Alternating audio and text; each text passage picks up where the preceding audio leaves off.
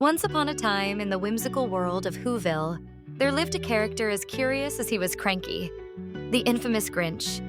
Known for his cunning plots, especially during Christmas, the Grinch was not one you'd expect to find in the kitchen, wearing an apron. But one frosty winter's day, a new ambition took hold of him: to master the delicate art of pastry making. You see, the Grinch had heard tales of the magical transformation of flour and sugar into sweet, fluffy delights.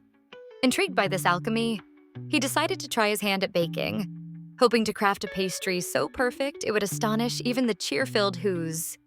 The story begins with the Grinch standing in front of his cluttered kitchen, filled with determination but lacking experience. His first task was to gather the ingredients. Flour, sugar, butter, and eggs, it all seemed simple enough. But as the Grinch soon discovered, the devil is in the details. He opened a bag of flour with a little too much enthusiasm. In a poof, a white cloud enveloped him, leaving him resembling a powdered donut. Undeterred, he pressed on. Next came the crucial step of measuring the ingredients. Now, in baking, precision is key. A little too much or too little can turn your delicious dreams into a culinary nightmare. But numbers and sizes were never the Grinch's strong suit.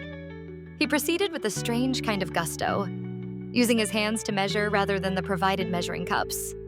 He thought to himself, "A handful here and a pinch there, how hard can it be?" Little did he know, this would lead to unforeseen challenges. As he mixed the ingredients, the Grinch quickly learned that creating dough required quite the elbow grease. Kneading was not his favorite activity, and as he struggled, the dough seemed to fight back. It stuck to his fingers, his fur, and even the ceiling at one point.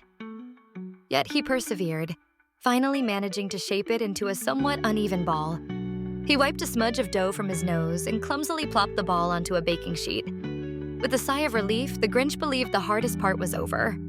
He placed the sheet in the oven, set the timer, and waited. As the scent of baking pastry wafted through the air, his heart filled with expectation.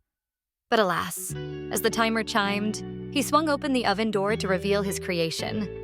To his surprise, the pastry was more suitable for a building foundation than a holiday feast. Hard as a rock and slightly charred, it wasn't quite the masterpiece he had envisioned. This setback, however, did not deter the Grinch. In fact, each baking blunder only fueled his determination. He decided to consult an ancient but trusty source for help: a cookbook. Paging through its flour-dusted leaves, he discovered the secrets to pastry perfection. Step by step, the book guided him through the process, emphasizing precision and patience, virtues the Grinch was just beginning to appreciate. Armed with new knowledge and a healthy respect for recipes, the Grinch embarked on his baking adventure once more. This time, he employed a scale for measuring and a timer to monitor his bake time. He even learned the art of folding butter into dough, a challenge he approached with newfound grace. As the minutes ticked by, the kitchen transformed into a haven of hope and cheer, quite unlike the cold, calculating lair it once was. Finally, the moment of truth arrived. With a careful hand, the Grinch removed his latest creation from the oven. A golden brown crust gleamed up at him, releasing an aroma so inviting even the Grinch himself couldn't help but smile. He gently broke off a piece and tasted it.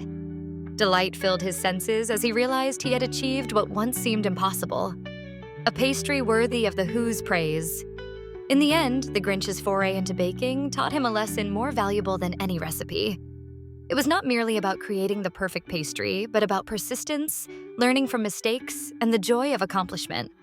Though his heart may have started 2 sizes too small, with each baking blunder and triumph, it grew larger alongside his newfound love for baking. And so, with a twinkle in his eye and flour in his fur, the Grinch set out to share his newfound joy, one pastry at a time. And there you have it. A story of baking blunders and the journey to pastry perfection.